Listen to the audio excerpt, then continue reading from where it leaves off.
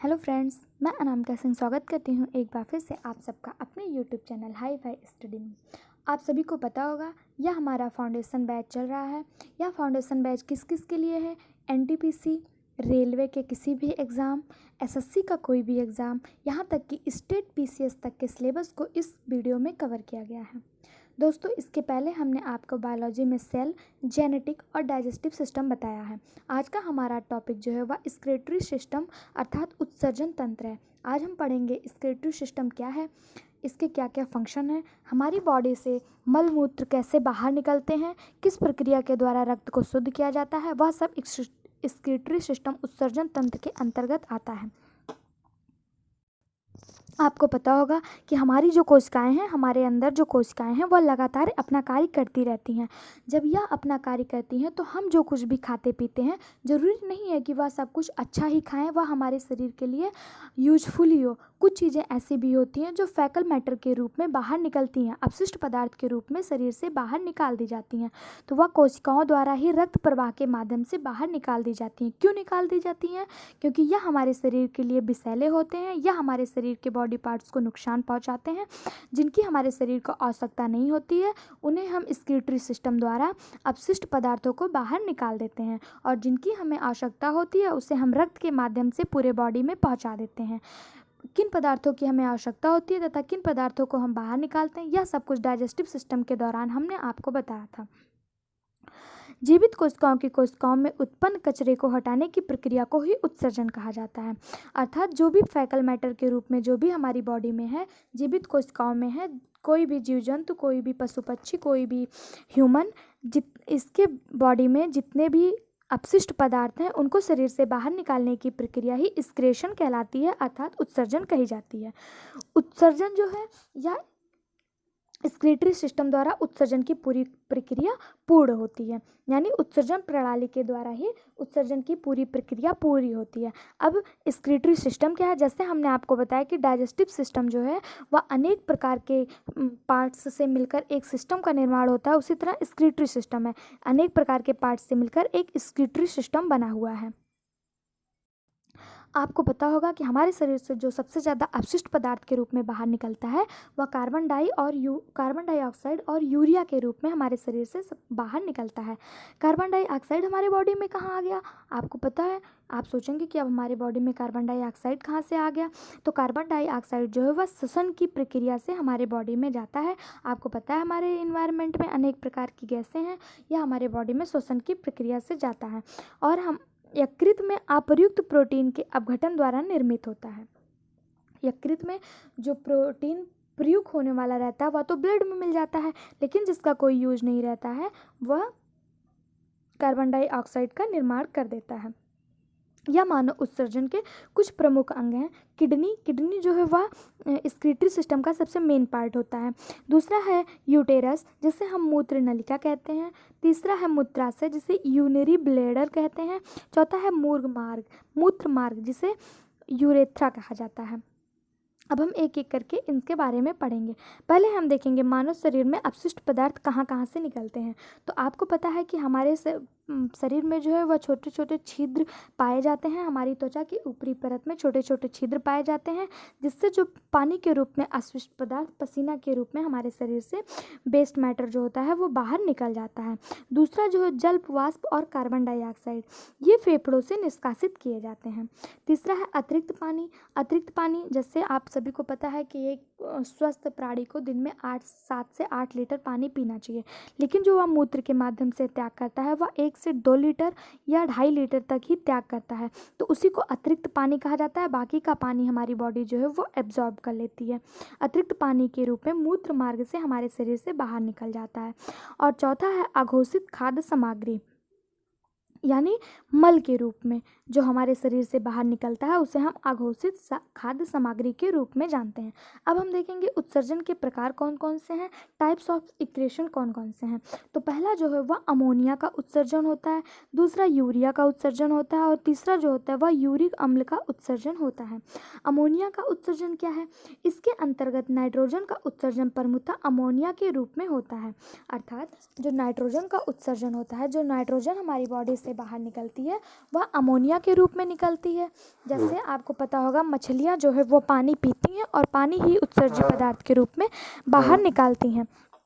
मछलियाँ हो गई, अकशेरुकी जीव हो गए और उभयचर हो गए, जितने भी प्राणी, जितने भी जीव जंतु जो पृथ्वी और जल दोनों पर निवास करते हैं, वह अमोनिया को नाइट्रोजन के रूप में बाहर निकालते हैं।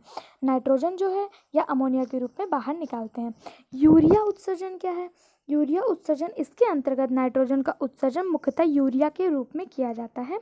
यकृत में अमोनिया कार्बन डाइऑक्साइड के साथ मिलकर यूरिया का निर्माण करता है। स्तनधारी मेढक और मनुष्य आदि यूरिया का उत्सर्जन करते हैं। ह्यूमन जो है वह मूत्र के माध्यम से यूरिया का उत्सर्जन करता है। अगला है यूरिक अम्ल उत्सर्जन। यूरिक अम्ल उत्सर्जन कौन करता है? तो आपको पता होगा पक्षियों का शरीर बहुत हल्का होता है, वह पानी लेकर तो अपने शरीर में नहीं चल सकती।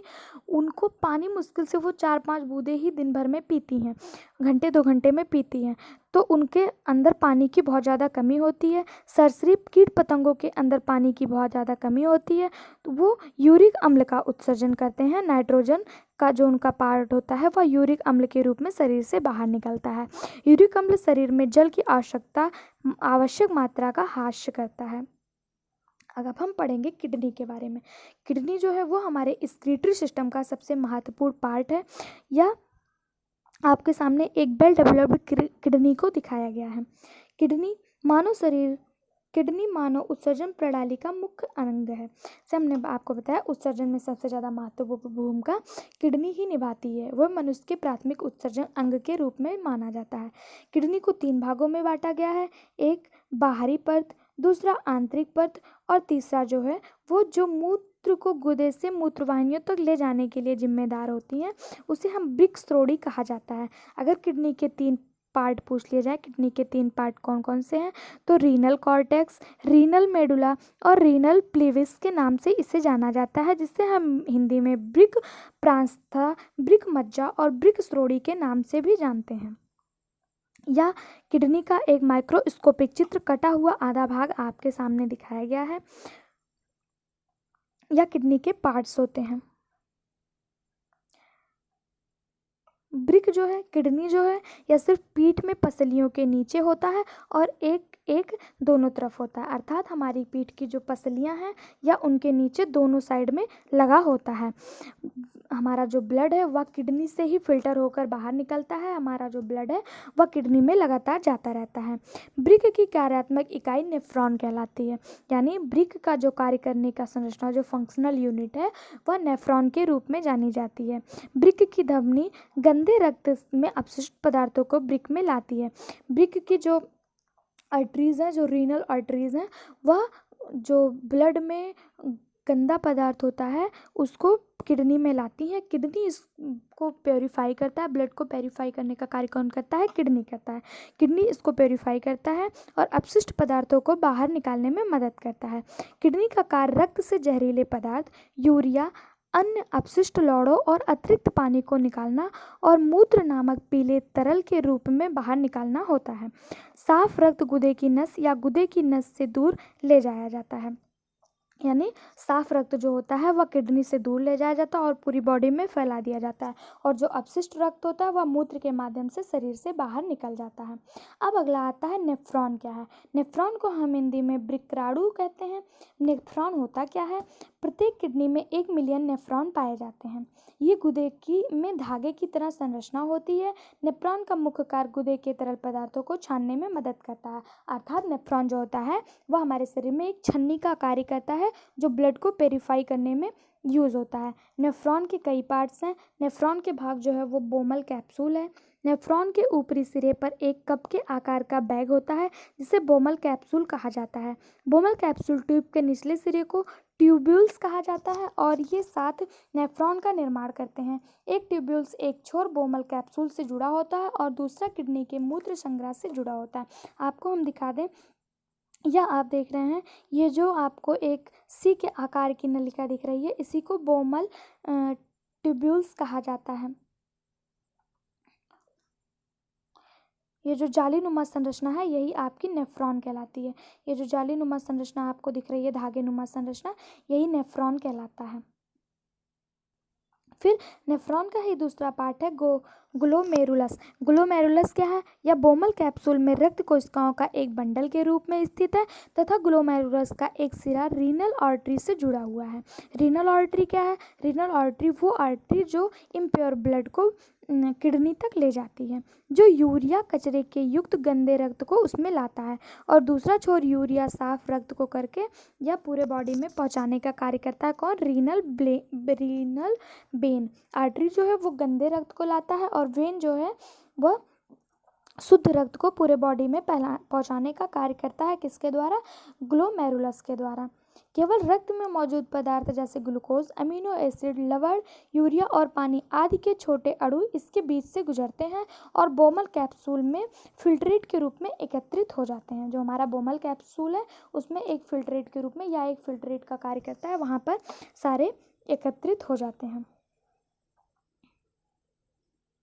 प्रोटीन और रक्त कोशिकाओं जैसे बड़े अणु ग्लोमेरुलर कोशिकाओं के माध्यम से नहीं गुजर सकते और रक्त के पीछे रह जाते हैं। नेफ्रॉन ट्यूब्यूल्स रक्त के कोशिकाओं में ग्लूकोज, अमीनो एसिड, लवण और पानी जैसे उपयुक्त पदार्थों को व्यवस्थात्मक एवं पुनः अवशोषण की अनुमति देता है। तो पुनः अवशोषण की अनुमति कौन देता है? तो नेफ्रॉन ट्यूब्यूल्स देता है, लेकिन यूरिया नलिका के पीछे रहता है और रक्त कोशिकाओं में पुनः नहीं मिल पाता है। उम्मीद है आपको चैनल वीडियो समझ में आ रहा होगा। अगर आपको समझ में आ रहा है तो ज़्यादा से ज़्यादा इसे अपने दोस्तों में शेयर करिए। अगर आपको यह एक अच्छा कंटेंट लग रहा है तो लोगों तक पहुंचाइए, जिससे हम आपसे लाइव आकर बात कर सकें और आपको लाइव जानकारी दे सकें। यह हमारा फाउंडेशन बैच है, इसलिए हम आपको इसमें विस्तृत में सारी चीज़ें बता रहे हैं। अगला हमारा जो एक्सक्रीटरी सिस्टम का ऑर्गन है वह यूटेरस है, जिसे हम मूत्र वाहिनी के रूप में जानते हैं।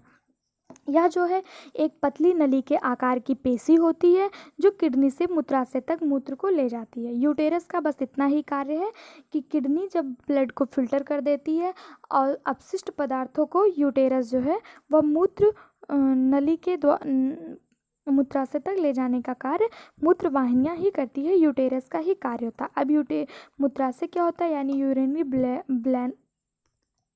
ब्लैडर क्या होता है?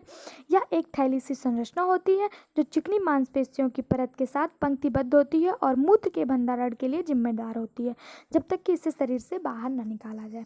जब हमें वॉशरूम लगता है, जब हमें टॉयलेट लगती है तो हम तुरंत नहीं चले जाते हैं। धीरे धीरे करके अपशिष्ट पदार्थ एक थैली में इकट्ठा होता है, जिसे हम मूत्राशय कहते हैं। वह मूत्राशय की ही थैली होती है जिसमें यह मूत्र इकट्ठा होता है। तब तक इकट्ठा होता है जब तक हम इसे अपने शरीर से बाहर नहीं निकाल देते। लेकिन फ्रेंड्स, हम आपको एक बात और बता दें, जब हमें टॉयलेट लगती है तो हमें टॉयलेट चले जाना चाहिए, क्योंकि जब यह थैली पूरी भर जाती है तो इससे रसाव होने लगता है। बूंद बूंद करके मूत्र जो है वह हमारे शरीर में फिर से फैलने लगता है, जिससे आपने सुना होगा आर्थराइटिस नामक रोग। यही जब यूरिया जो है हमारे शरीर में फैल जाती है तो आर्थराइटिस बीमारी होती है, गठिया बीमारी होती है जो गांठों में जाकर जम जाती है। अब अगला है, शरीर से मूत्र को निष्कासित करने का कार्य जो है वह मूत्राशय द्वारा किया जाता है। मूत्राशय मूत्र वाहिनियों से मूत्र प्राप्त कर लेता है। उम्मीद है आपको इतना समझ में आ गया होगा। यह आपको पुरुष उत्सर्जन प्रणाली दिखाई गई है। महाधमनी आपको दिखाई दे रहा, मेन आर्टरी जो ऊपर लाल कलर की बनी हुई है या मेन आर्टरी के रूप में है। ब्रिक जो है किडनी जो है यह है, या दोनों तरफ लगी होती है। किडनी दो होती हैं। जो हमने आपको बताया रीनल ब्लेन जो शुद्ध रक्त को ले जाता है, और रीनल आर्टरीज जो अशुद्ध रक्त को लेकर आता है। उम्मीद है आपको इतना समझ में आ गया होगा। फिर उसके बाद जो अशुद्ध रक्त होता है वह यहाँ, एक मिनट,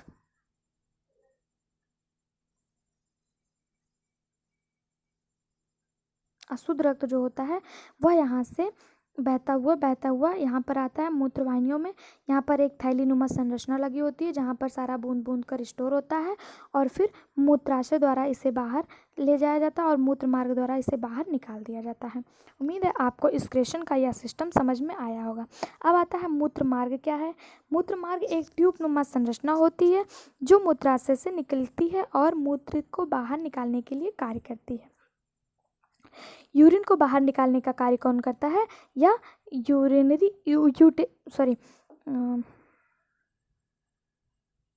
यूटेरस करता है। मूत्रमार्ग महिलाओं में छोटा होता है और पुरुषों में इसकी जो लंबाई होती है वह बड़ी होती है। पुरुषों में यूरेथा जो होता है वह शुक्राणु और मूत्र के लिए एक समान वर्ग के रूप में कार्य करता है। मूत्र मार्ग के उदर को एक स्फिंक्टर द्वारा संरक्षित किया जाता है जो स्वतः रूप से नियंत्रित होता है।